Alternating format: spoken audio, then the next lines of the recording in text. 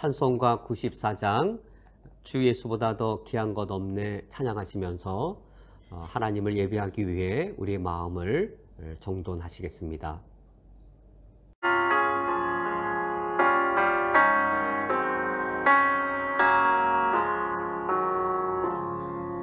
주 예수보다 더 귀한 것은 없네. 이 세상 무기와 바꿀 수 없네. 영 죽은 내 대신 돌아가신 그 놀라운 사랑 잊지 못해. 세상 즐거움 다 버리고 세상 자랑 나 버렸네. 주 예수보다 더 귀한 것은 없네. 예수밖에는 없네. 주 예수보다 더 귀한 것은 없네. 이 세상 명예와 바꿀 수 없네. 이전에 즐기던 세상 일도 주 사랑하는 마음 맺지 못해. 세상 즐거움 다 버리고 세상 자랑 다 버렸네. 주 예수보다 더 귀한 것은 없네. 예수밖에는 없네. 주 예수보다 더 귀한 것은 없네. 이 세상 행복과 바꿀 수 없네. 유혹과 핍박이 몰려와도 주 섬기는 내 맘 변치 않아. 세상 즐거움 다 버리고 세상 자랑 다 버렸네. 주 예수보다 더 귀한 것은 없네.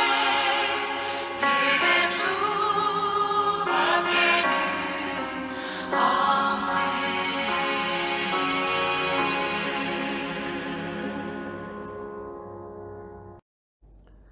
다 함께 사도신경 신앙고백 하심으로 일요 저녁 예배를 하나님께 드리시겠습니다. 전능하사 천지를 만드신 하나님 아버지를 내가 믿사오며 그 외아들 우리 주 예수 그리스도를 믿사오니 이는 성령으로 잉태하사 동정녀 마리아에게 나시고 본디오 빌라도에게 고난을 받으사 십자가에 못 박혀 죽으시고 장사한 지 사흘 만에 죽은 자 가운데에서 다시 살아나시며 하늘에 오르사 전능하신 하나님 우편에 앉아 계시다가 저리로서 산자와 죽은 자를 심판하러 오시리라. 성령을 믿사오며 거룩한 공회와 성도가 서로 교통하는 것과 죄를 사하여 주시는 것과 몸이 다시 사는 것과 영원히 사는 것을 믿사옵나이다. 아멘. 하나님 아버지시여, 주는 우리의 피난처가 되시며 주는 우리를 지켜주시는 자이시오니 하나님을 예배합니다. 오늘 우리들의 예배를 받아 주시옵소서. 예수 그리스도의 이름으로 기도합니다. 아멘. 다 함께 찬양하시겠습니다. 찬송가 200장 달고 오묘한 그 말씀 찬양하시겠습니다.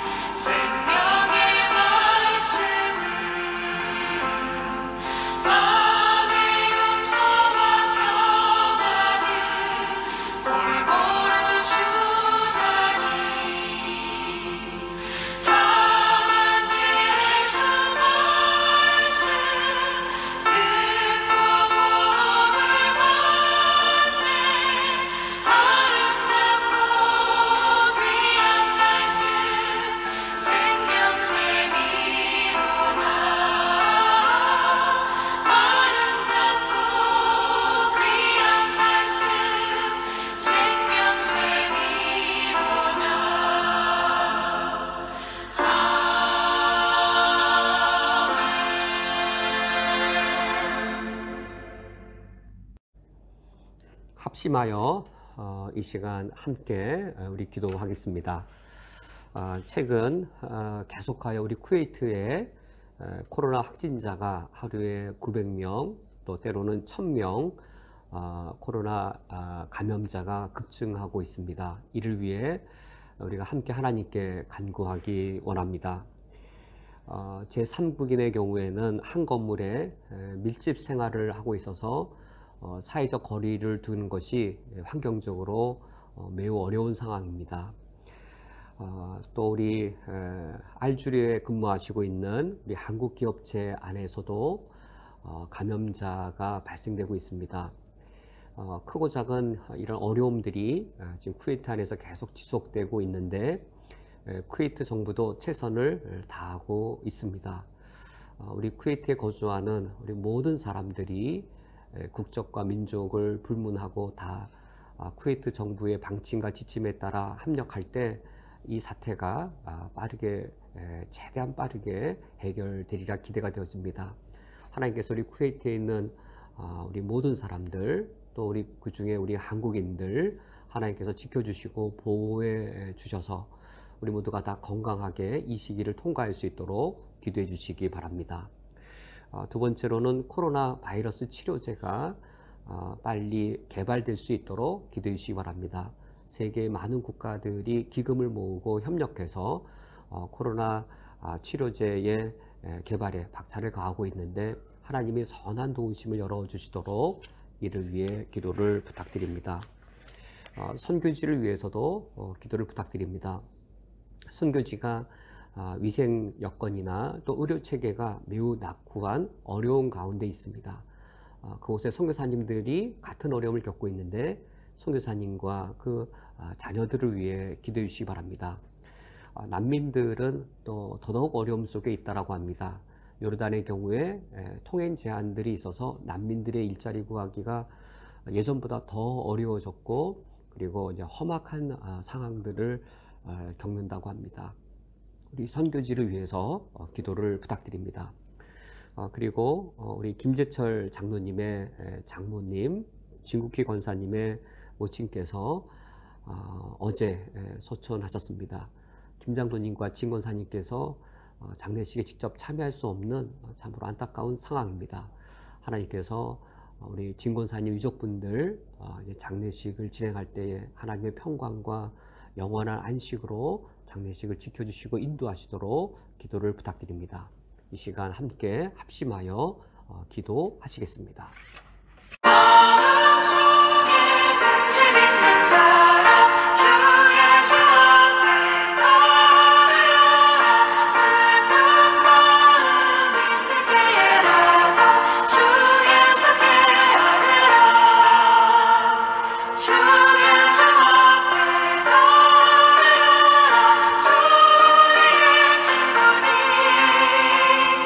무엇이나 근심하지 말고 주 예수 깨달으라.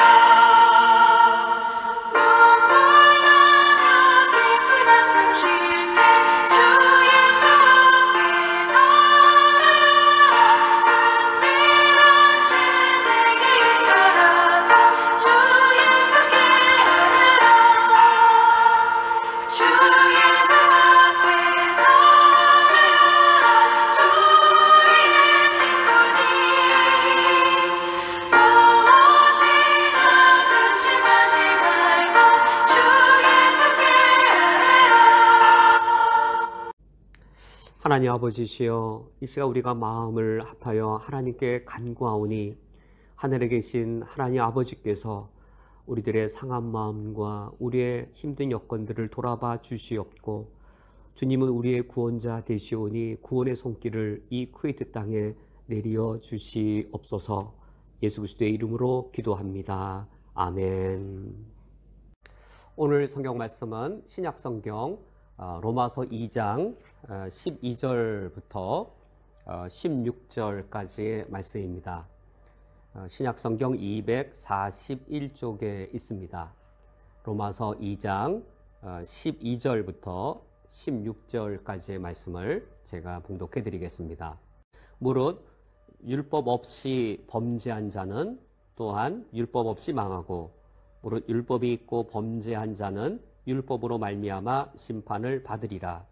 하나님 앞에서는 율법을 듣는 자가 의인이 아니요 오직 율법을 행하는 자라야 의롭다 하심을 얻으리니, 율법 없는 이방인이 본성으로 율법의 일을 행할 때에는 이 사람은 율법이 없어도 자기가 자기에게 율법이 되나니, 이런 이들은 그 양심이 증거가 되어 그 생각들이 서로 혹은 고발하며 혹은 변명하여 그 마음에 새긴 율법의 행위를 나타내느니라.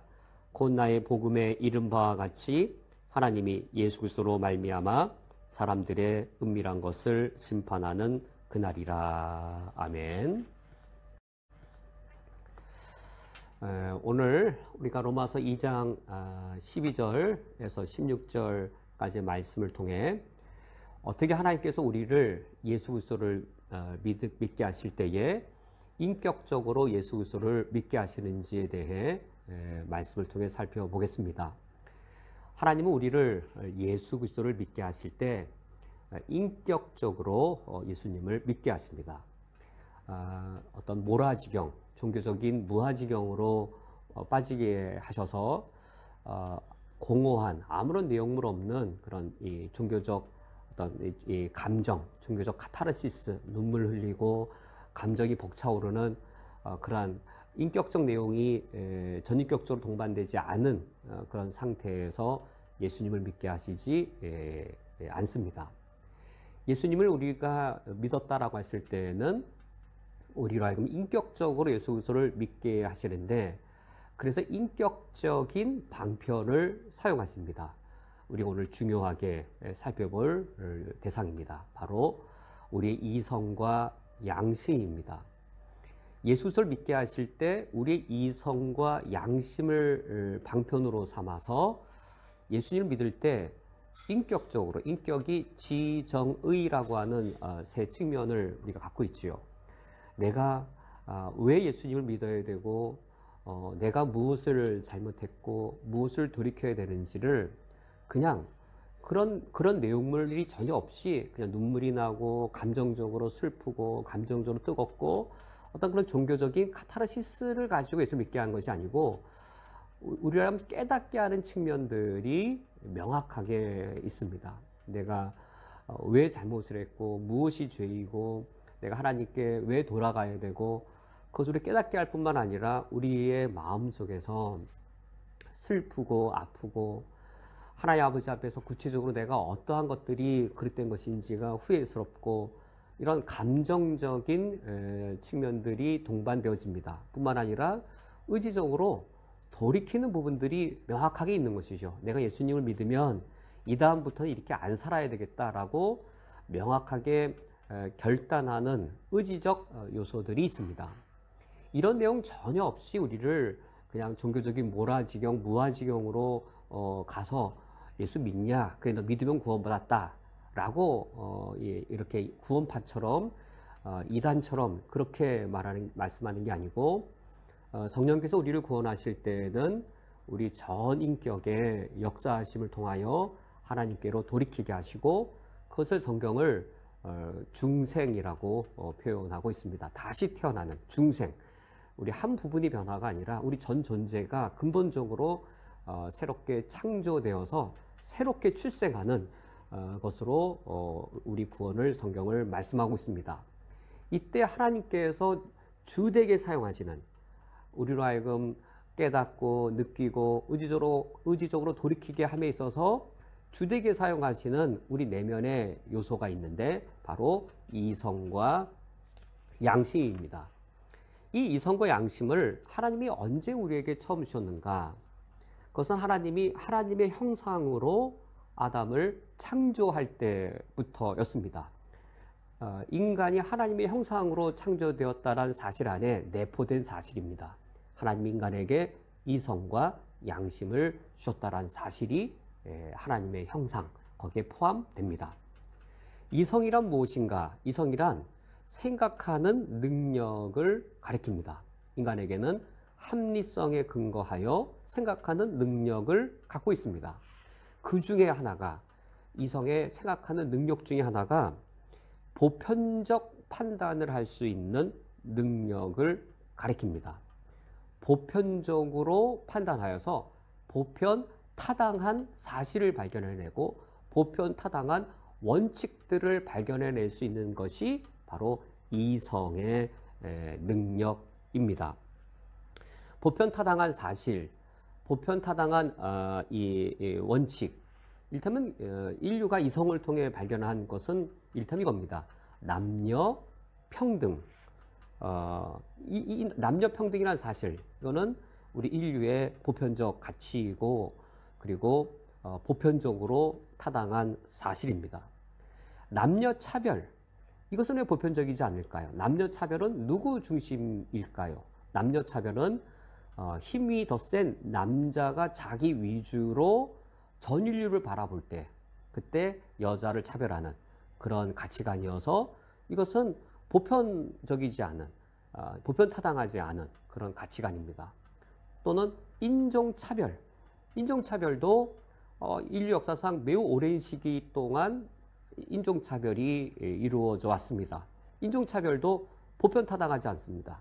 왜 보편적이지 않냐면 백인 중심으로 인종차별이 이루어질 때에 보편적이지 않은 것이죠. 무엇이 보편적인가? 남녀 차별일 때는 남자 여자 다 포함될 때 남자 여자의 즉 전 인류의 시각일 때 보편타당하여서 남녀 평등이 가능해진 겁니다. 인종차별, 백인의 시각이 아니라 어떤 시각이어야 보편적일까요? 백인, 흑인 또는 뭐 황인종 모든 모든 이 피부색의 인류가 다 동참한 시각, 보편적 시각일 때 인간은 모두 평등하다라고 하는 보편 타당한 이런 이 판단을 하게 되어집니다. 이런 이성적 판단, 보편 타당한 이성적 판단에 의해 양심이 작동되게 됩니다. 이성이 보편 타당한 가치 판단을 하는 것에 근거하여, 이건 합리적인 것이죠. 이런 합리적인 판단에 근거하여 인간의 양심은 선과 악을 분별합니다. 이러한 이성과 양심을 가진 존재, 바로 하나님의 형상이고 하나님의 인간을 창조 때 처음부터 이러한 양심과 이성을 가진 존재로 창조하셨습니다. 그런데 언제부터 우리 인류가 이처럼 보편타당한 사실을 판단하는 것에 어려움을 겪게 되었는가? 그것은 아담과 하와의 타락 결과로 인한 것이었습니다. 아담과 하와가 타락을 해서 죄인이 되었다라고 했을 때 단순히 무슨 죄악된 행동을 저지른다, 아담과 하와의 후손들도 이제는 죄악된 일을 행하게 되었다라는 단편적 사실을 가리킨 것이 아니라 죄를 행할 때의 배후의 내용이 있는 것이죠. 근저에 깔려있는 내용이 있는 것이죠. 인간이 죄를 왜 행할까요? 죄를 죄로 알고도 죄를 행하는 경우도 있지만 더 심각한 경우는 죄가 죄인지를 모르는 경우입니다. 보편타당한 지식이 결여될 때입니다. 분명히 죄인데 죄인지를 분별하지 못하고 그러다 보니 이성에서 먼저 저건 죄야 라고 판단해 주어야 양심이 그걸 죄로 여겨서 선과 악을 구분할 텐데 이성이 왜곡된 겁니다. 인간의 타락으로 인해서 이성이 왜곡되어서 이성이 보편타당한 판단을 못하게 된 겁니다. 인간의 죄성이 인간 존재를 어떻게 뒤틀어 버렸는가? 인간이 이제는 보편타당하게 판단하는 게 아니라 이기적으로 판단하게 되었습니다. 자기 중심적으로 판단하게 되었습니다. 남자와 여자, 남자가 이기적으로 자기 중심적으로 전 인류를 바라볼 때 남자가 우월하고 여자는 차별받아야 된다라고 여기게 된 것이죠. 인종차별, 이게 보편적이지 않을까요? 백인들이 백호주의로 나갈 때에 백인 이기적으로, 백인 중심적으로 모든 인류를 바라볼 때 보편타당한 판단을 하는 것이 아니라 백호주의로, 백인 우월주의로 이제 이 그릇된 판단을 하게 되는 겁니다. 인류 역사상 얼마나 많은 이런 불행들이 이런 인간이 보편타당한 판단을 못함으로 일어났는지요. 한 예가 노예제도입니다. 노예제도는 인류 역사상 그 노예제도가 존재했을 시기를 따져보면 어마어마한 훨씬 더 많은 이 시대 동안 노예가 존재했습니다. 노예가 없을 시대보다 노예가 있던 시대가 더 많았습니다. 그런데 보편타당한 이 판단이 점차 발전해서 노예제도를 없앤 것이죠. 그럼에도 불구하고 노예제도를 없애는 것은 결코 쉬운 일이 아니었습니다. 아프리카의 그 무고한 사람들을 잡아다가 이 아프리카 중에 동쪽의 해안 쪽에서는 아라비아 상인들이 그들을 노예로 팔아다가 이제 물건처럼 매매를 했습니다. 아라비아 상인들에게 잡혀간 아프리카의 흑인들은 도착지에 도달했을 때 어마어마한 숫자들이 거의 죽었고 매우 소수만 살아남아 있을 정도로 아주 혹독한 잔인한 노예 제도를 이 아라비아 상인들이 행했습니다. 이 아프리카 대륙의 서쪽으로서는 유럽인들이 아프리카 흑인들을 잡아다가 노예로 팔게 되었습니다. 이 흉악한 제약들이 매우 오랜 시일에 진행되었고 이런 노예 제도를 없애기 위해서 매우 힘든 정치적 투쟁이나 심지어 전쟁까지 벌여야 됐습니다. 영국의 경우에 노예 제도를 없애기 위해 윌버포스라고 하는 탁월한 정치인이 그의 평생을 걸고 이제 이 영국의 노예 제도를 없앨 수 있었습니다. 미국의 경우에도 순조로운 것이 아니었습니다. 미국의 노예제도가 하나의 또 발단이 되어서 링컨 대통령의 그 노예제도 폐지 운동이 남북전쟁을 일으킬 정도로까지 이처럼 인간이 보편적 타당한 사실, 모든 사람은 평등하고 노예제도는 부당한 이 사실, 이 부당한 이 사실이 부당하다는 걸 깨닫기에 이처럼 어려웠던 것이지요. 이 인간이 죄인입니다. 그래서 인간이 죄인인 겁니다. 이 인간이 왜 죄인인가?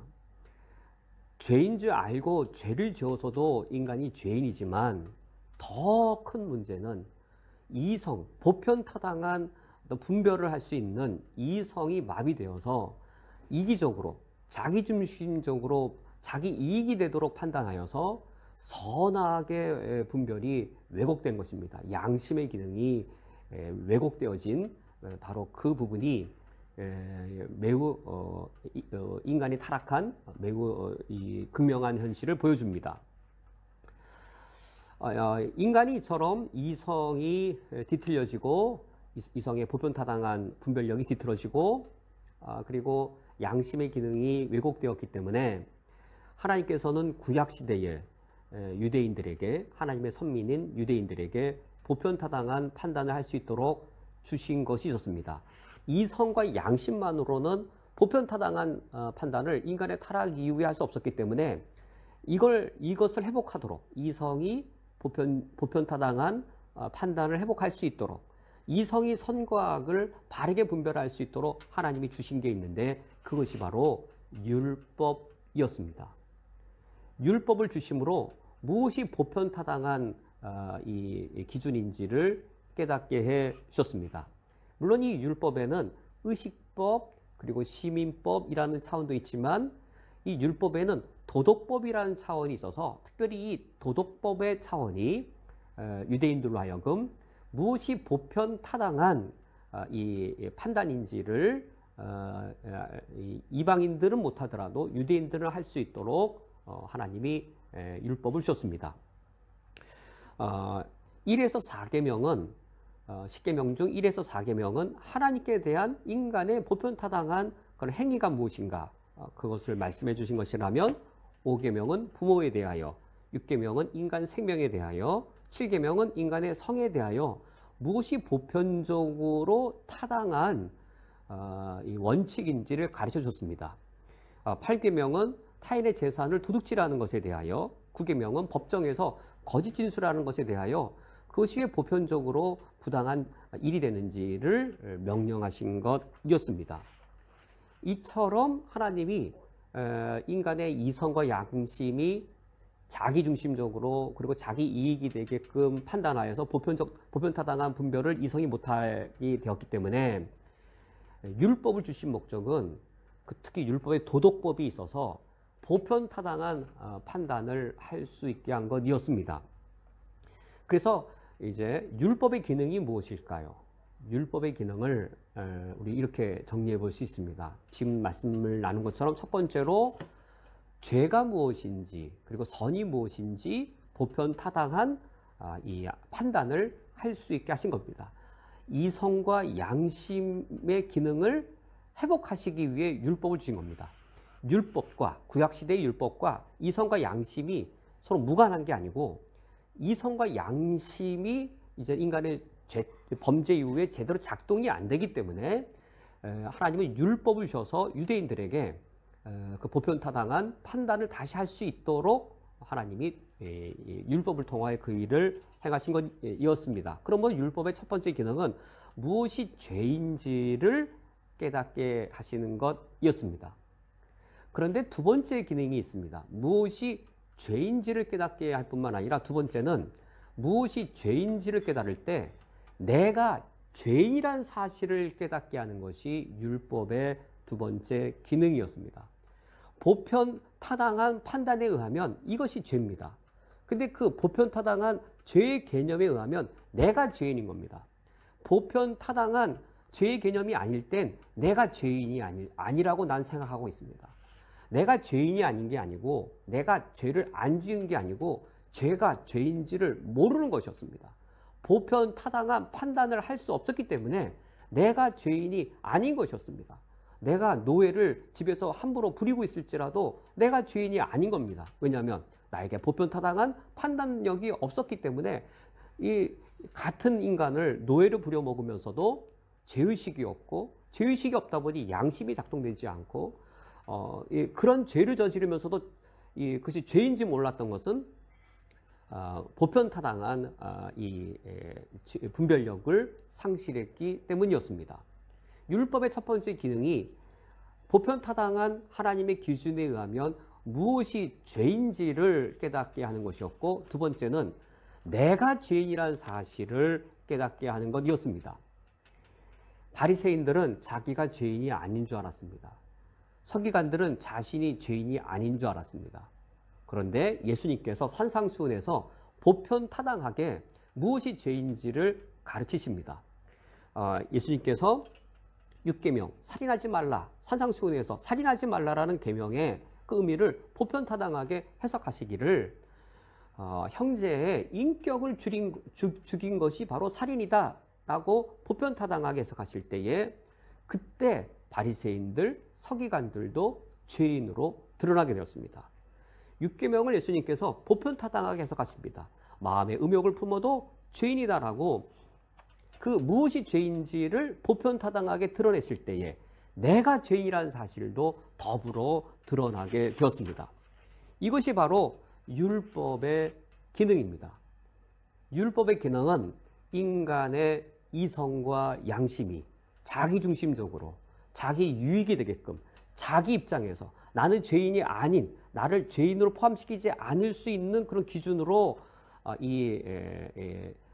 판단하는 것으로 이성의 보편적 판단 능력이 뒤틀렸을 때에, 그래서 양심의 기능이 마비되었을 때에 무엇이 하나님 보시기에 참된 선과 악인지 그것을 가르쳐 주시기 위해 하나님께서 율법을 우리에게 전하여 줬습니다. 오늘 첫 번째 말씀을 맺도록 하겠습니다. 하나님께서는 우리를 인격적으로 구원하십니다. 우리 이성과 양심을 통하여 우리에게 인격적으로 예수님을 믿게 하십니다. 이성과 양심은 하나님이 우리를 창조하실 때 처음 주신 것이었습니다.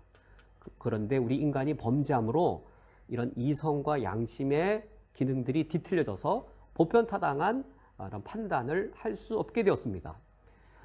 이때 하나님께서는 우리를 구원하시기 위해 다시 우리 이성과 양심의 기능을 회복하게 하시기 위하여 율법을 구약시대의 유대인들에게 주셨습니다.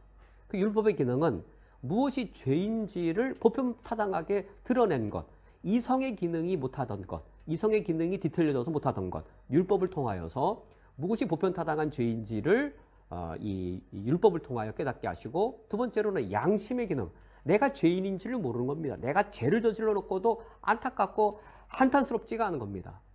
그러나 이 율법을 통해서 너도 죄인이다, 죄인이 바로 너다 라고 내가 죄인인 것을 깨닫게 하시는 것, 이것이 바로 율법의 기능이었습니다.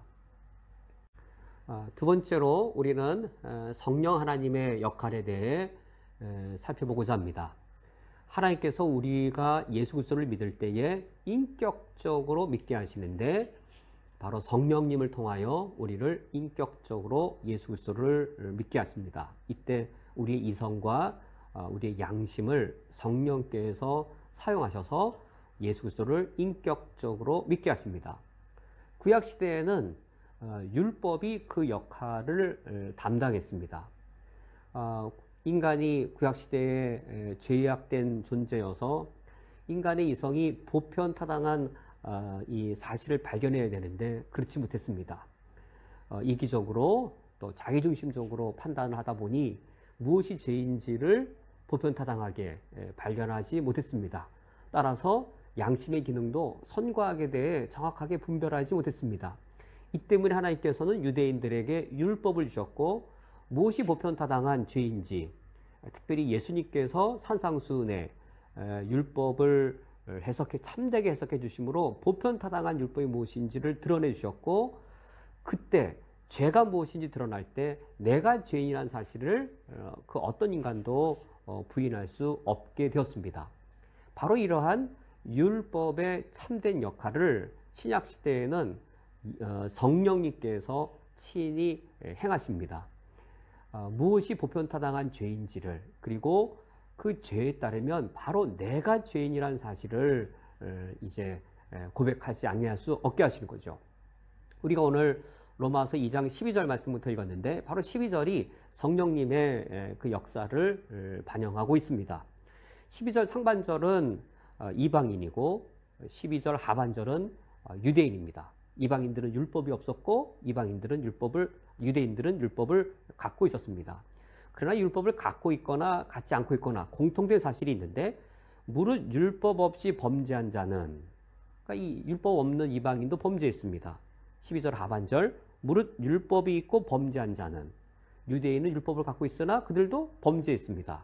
12절에 범죄한 자는 상반절 하반절 두 번 등장합니다. 이 범죄한 자는 어떻게 되는가? 또한 율법 없이 망하고 율법으로 말미암아 심판받으리라. 범죄한 자는 망하고 범죄한 자는 심판을 받으리라 라고 성령님의 역사하심을 말씀해 주고 있습니다. 율법을 갖고 있는 이방인이든 율법이 없는 이방인이든 율법을 갖고 있는 유대인이든 그들은 성령님께서 역사하실 때에 깨닫게 되는 게 있습니다. 단지 죄가 무엇인지 깨닫는 게 아니라 하로다. 나로 망할 자이구나. 화로다. 내가 하나님의 심판을 피할 수 없구나. 내가 서기관이고 바리새인이어서 나는 하나님의 심판받지 아니할 의인인 줄 알았는데 화로다. 나로 망하게 되었도다. 이방인들도 마찬가지죠. 내 이성이 보편타당한 것을 알지 못해서 노예제도가 정당한 줄 알았고, 또 여성차별이 죄가 아닌 줄 알았는데, 내가 그 정도 분별을 할 수 없을 정도로 영적으로 어둡고 도덕적으로 내가 이 어두운 자였구나. 정말로 내가 하나님의 심판받을 만한 죄인이구나 라는 사실을 성령께서 깨닫게 하십니다.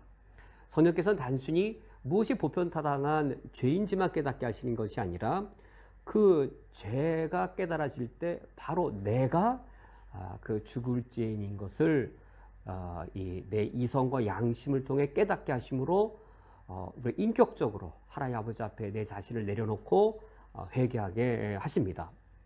12절 상반절이 이처럼 두 가지 경우를 나누어 말해주고 있습니다. 상반절이 이 율법 없이 범죄한 이 이방인, 그리고 하반절이 율법을 가지고 범죄한 유대인을 말해주고 있습니다. 12절에서 이렇게 두 대상을 말한 이후에 13절에서는 또다시 유대인을 언급하고 있고 14절, 15절에서는 이방인을 다시 상세하게 언급해주고 있습니다. 율법을 가지고 범죄한 유대인은 어떤 경우이고, 그리고 율법 없이 범죄한 이방인은 어떤 경우인가, 성령께서 어떻게 우리 이성과 양심으로 하나님 아버지 앞에 회개함으로 인격적으로 예수 그리스도께로 인도함 받게 하는가를 유대인의 경우 그리고 이방인의 경우를 이제 상세하게 나누어서 설명하고 있습니다. 13절은 유대인의 경우입니다. 13절에 하나님 앞에서는 율법을 듣는 자가 의인이 아니요 오직 율법을 행하는 자라야 의롭다 하심을 얻으리니. 12절 하반절 유대인에 대한 상세한 이어지는 설명입니다. 유대인들 율법을 갖고 있었습니다. 그러나 그들이 유대인의 편에 서서 율법을 가지고 판단할 때에는 보편타당한 인식을 갖지 못했습니다. 유대인 선민사상, 그것에 빠져서 이방인들은 하나님의 심판받을 대상이지만 우리는 아니다라고 여겼습니다. 그러므로 보편적이지 않고 유대인의 선민사상, 유대인 우월주의, 거기에 빠져 있었습니다. 그런데 13절 그들을 하나님 앞에 세우고 있습니다. 하나님 앞에서는 율법을 행하는 자라야 의롭다 하심을 얻으리라 라고 하여서 하나님 앞에 유대인들을 세우고 있습니다. 하나님 앞에 설 때에 인간이 보편타당한 시각을 갖게 되어집니다. 우리 기독교인들이 기독교를 위할 때, 이 세상 사람들이 볼 때 기독교가 얼마나 이기적이고 기독교 단체밖에 모르는 그런 이 편협한 사람들로 보이는지 우리는 우리 시대를 통해서도 발견할 수 있습니다. 교회가 교회를 위하고 교회가 기독교 자체를 지키려고 할 때에 보편타당하게 납득되어진 행동을 하는 게 아니라 기독교인들 저렇게 이기적이고 기독교인들 저렇게 이 세상에 해를 끼치는가라는 그러한 그릇된 판단을 교회가 교회를 위하다가 기독교가 기독교 자체를 우리 사회 속에서 지키려고 하다가 우를 범할 수 있습니다. 하나님 앞에 서야 합니다. 교회 앞에 서는 게 아니라 하나님 앞에 서야 합니다. 하나님 앞에 설 때 그때 교회가 보편타당한 인식을 할 수 있습니다. 하나님 앞에 선다는 말과 교회가 인류를 위한다는 말이 같은 말이 되었습니다. 교회가 기독교를 위하는 게 아니라 교회가 인류를 위해서 제사장적 역할을 해야 합니다. 제사장이 제사장을 위하는 게 아니라 제사장은 백성을 위해야 합니다. 교회가 교회를 위하는 게 아니라 교회가 복음을 전해야 될 인류를 위해야 합니다. 하나님 앞에 선다는 것과 인류 앞에 선다는 것은 하나님을 위해서 교회가 존재한다는 것과 인류를 위해 교회가 존재한다는 말은 같은 말이 되어집니다. 교회가 하나님 앞에 설 때에 그때 그때 그리스도인들은 보편타당한 이 시각을 얻을 수 있습니다. 지금 유대인들이 지금 자기 선민사상, 유대인들이 유대인을 위하고 유대인들이 유대인을 지키려고 하는 그 율법조차도 인간에게 보편타당한 시각을 주기 위해 주신 이 율법조차도 그들은 충분히 활용하지 못했습니다. 오히려 그 율법을 가지고 유대인들이 유대인 중심적인 이기적인 어떤 유대주의에 사로잡히게 되었습니다. 그래서 이 13절 하나님 앞에 유대인들이 설 때에 그때 유대인들이 정말로 무엇이 그들이 죄를 범한 것이고 유대인들 그들도 하나님 기준으로 볼 때 얼마나 죄인인지를 그들이 부인할 수 없게 되었습니다. 14절과 15절 이 두 구절은 이방인의 경우입니다. 14절에 율법 없는 이방인이 본성으로 율법의 일을 행할 때 어떻게 본성으로 율법의 일을 행할 수 있겠습니까? 율법은 유대인들이 받은 건데 율법을 받지 아니한 이방인들이 어떻게 본성으로 율법의 일을 행할 수 있겠습니까? 이때의 본성이 이성과 양심입니다. 본성으로 율법의 일을 행한다는 건 뭐냐면 이때 본성은 이성과 양심이어서 인간이 하나님께로부터 받은 이성, 보편타당한 걸 분별할 수 있는 그 이성을 가지고 선과 악, 양심의 일을 하는 것이죠. 이때 본성이 보편타당한 걸 분별할 수 있는 이성과 선과 악을 이 이성에 근거하여 이 선악을 분별할 수 있는 양심을 말합니다.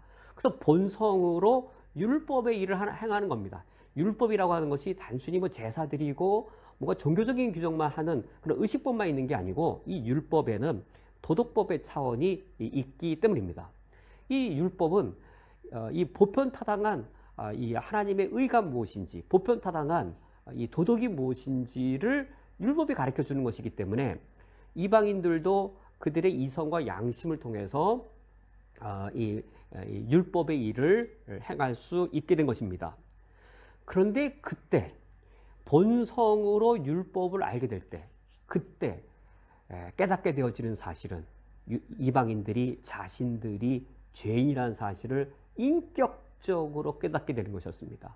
다른 사람의 말을 듣고 내가 죄인으로 여겨지는 게 아니라 나 스스로 내가 죄인인 것을 실토하지 않을 수 없게 되었습니다. 왜냐하면 15절 말씀에 이런 이들은 그 양심이 증거가 되어 그 생각들이 서로 혹은 고발하며 혹은 변명하여 그 마음에 새긴 율법의 행위를 나타내니라. 모세 율법은 돌판에 새겨져 있었습니다. 그런데 보편타당한 이 선과 악에 대한 하나님의 법이 15절 하반절에 따르면 이방인의 어디에 새겨져 있습니까? 이방인의 마음에 새겨져 있습니다. 보편타당한 하나님의 법들이 이방인들의 마음에 새겨져 있습니다. 이성과 양심의 형태로 인종차별, 또 여성차별, 이건 죄다. 이런 인류 보편적인 가치, 이것들이 이방인의 그 마음에 이성과 양심의 구체적인 형태로 이미 새겨져 있습니다. 외부적인 어떤 법률이 어거지로 너 죄인이다라고 말한 것이 아니고 이방인이 생각할 때에 내 내면에 내 마음에 새겨져 있는 법이 내가 죄인이라고 나에게 호소하는 겁니다. 그것이 바로 성령님의 역사하심입니다. 어떻게 성령님께서 우리로 하여금 인격적으로 예수 그리스도를 믿게 만드시는가? 그냥 종교적인 무아지경, 종교적인 황홀경, 방언하고 뭐 불받고 눈물 흘리고 감정적으로 뭐 격해지고 그럴 때 내가 예수 그리스도를 믿겠다라고 하는 그 고백, 그 정도가 아닙니다. 그 고백일 때는 그 고백의 내용 자체가 대단히 공허한 것이죠. 당신이 왜 예수 그리스도를 믿으려 합니까? 당신이 왜 죄인입니까? 당신이 예수 그리스도를 믿은 후 무엇을 돌이키려고 합니까? 당신이 왜 하나님을 믿으려 합니까? 라고 그 믿으려고 하는 내용을 물어보면 내용 자체가 상당히 공허할 수 있는 겁니다. 마음이 뜨거워졌습니다. 그러니 내가 은혜 받았기 때문입니다. 이제부터 내 하나님을 믿으면 복 받을 것 같기 때문입니다. 라는 등등의 대단히 공허하고 참된 구원의 내용들이 담기지 않을 수 있는 것이지요. 그러나 하나님께서 우리로 하여금 예수 그리스도를 믿게 하실 때는 인격적이십니다. 우리의 지정의를 사용하십니다. 우리 지정의를 사용하여 우리 전 존재, 지성부터 의지까지 우리 전 존재가 하나님께 응답하여서 예수 그리스도를 영접하게 하시는데 이때 사용하시는 방편이 이성과 양심입니다. 우리 이성과 양심이 뒤틀려져서 무엇이 보편적인 죄인지를 제대로 분별하지 못하기 때문에 성령께서 오셔서 우리 이성을 회복시키십니다. 하나님 앞에 서게 하십니다. 나밖에 모르고 나를 위하는 나를 하나님 앞에 서게 합니다. 15절 말씀에 그 마음에 새긴 율법의 행위를 나타내신다고 하는 것이 바로 그것인 것이죠. 하나님 앞에 서게 하셔서 내 이성과 양심에 내가 죄인인 것을 깨닫게 하시는 겁니다. 이 말은 무엇을 반영하고 있는 겁니까? 예수 그리스도를 믿을 때, 즉 우리가 중생하는 순간에 어떤 영적 기능, 도덕적 기능이 출발되고 시작되는 겁니까? 회개하고 예수님을 믿는 겁니다. 회개 없이 예수님을 믿는 게 아니고 회개하고 예수님을 믿는 겁니다. 회개란 나한테 예수님이 필요하다라고 말하는 것이고 믿음이라고 하는 것은 그래서 예수님을 받아들이는 겁니다. 회개 없이 믿는다는 것은 그건 가능하지 않습니다. 회개하고 예수님을 믿는 겁니다. 이때 회개, 어떻게 회개를 하게 되어지나요? 어떻게 인격적으로 회개하게 되어지나요? 바로 우리 이성과 양심, 그걸 살아나게 하시는 겁니다.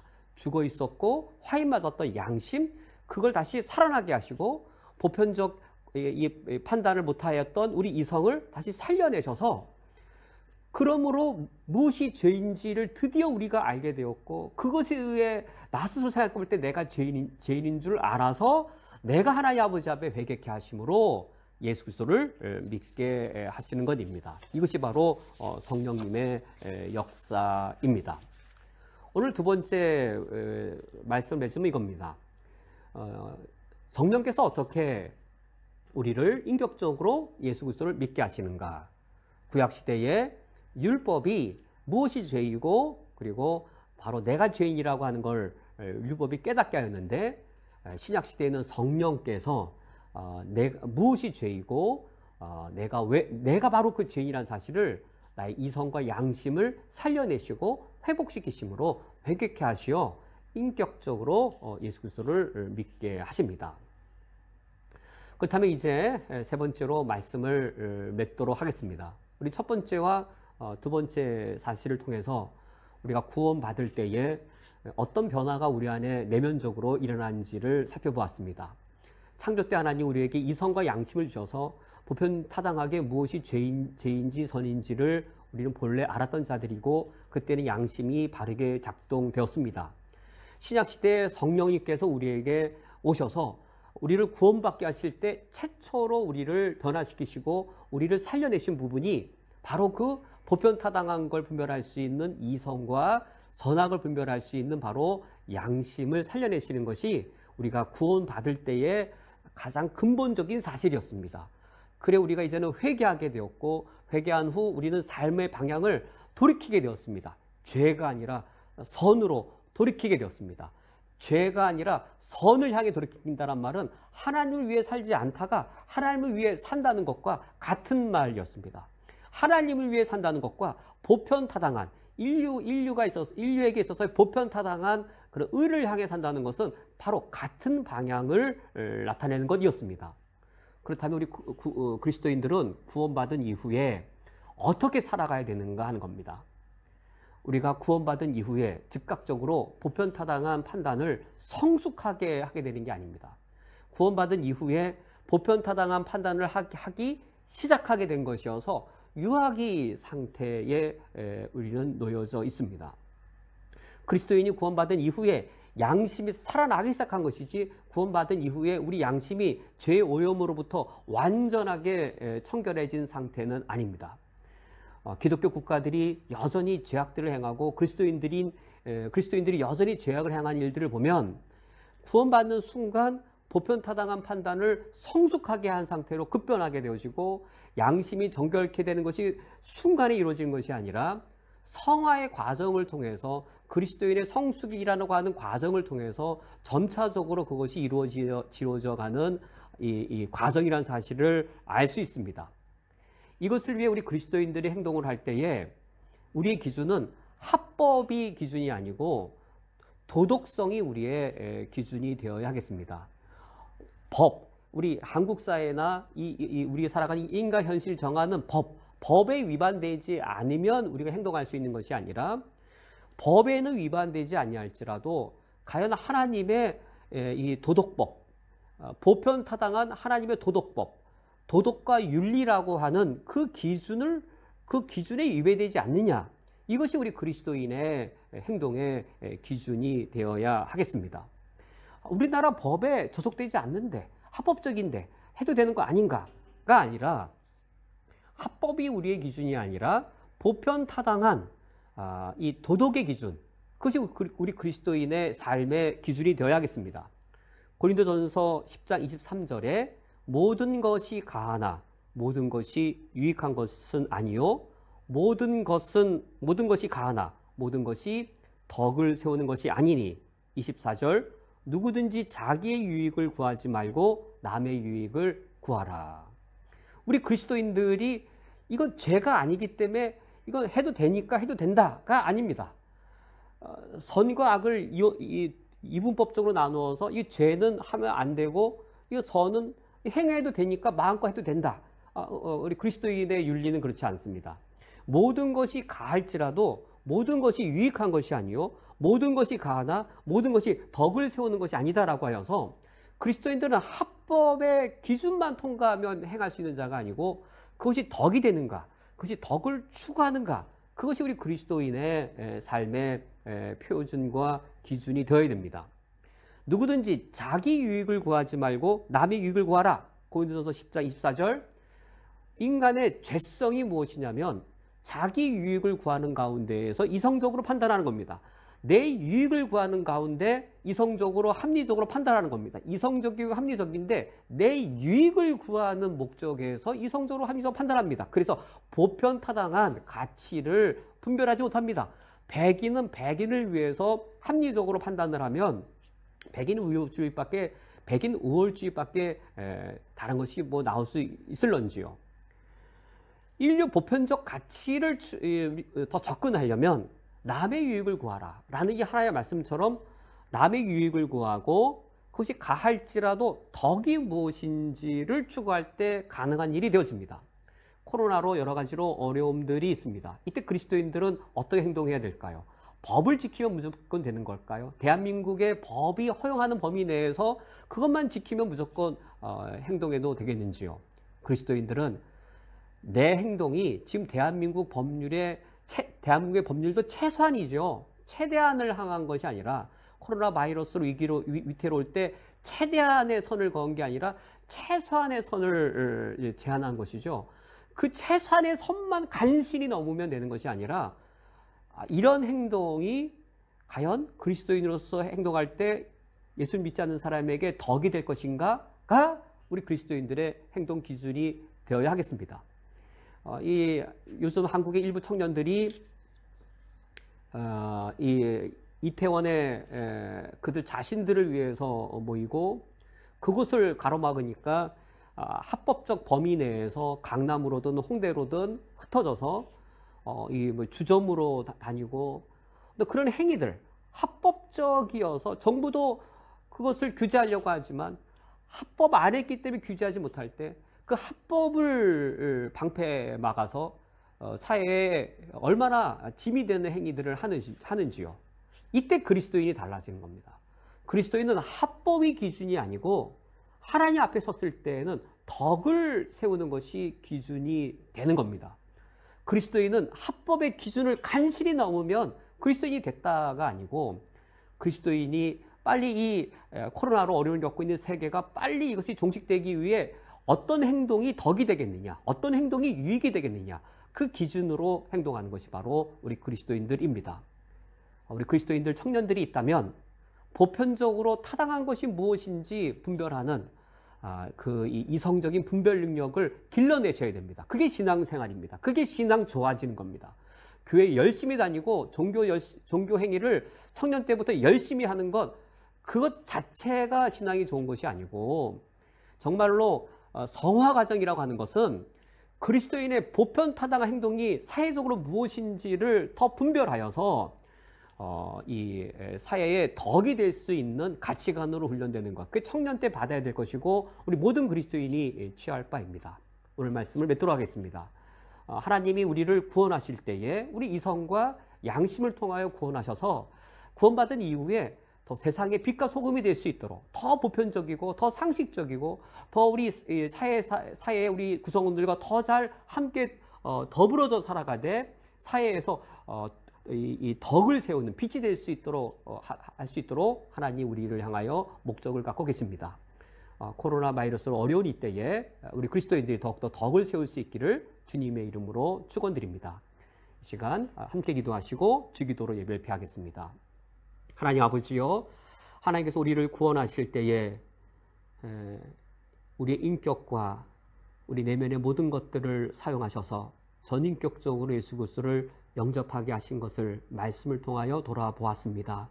우리 이성을 바르게 작동하게 하시고 우리 양심을 더욱더 민감하게 하셔서 무엇이 죄이며 그 죄 앞에 바로 내가 죄인인 것을 깨닫게 하여 주셔서 예수 그리스도를 믿게 해주셨습니다. 이미 이러한 성령님의 놀라운 역사를 경험한 우리들, 이제 그 이후에 우리에게 큰 책임이 있습니다.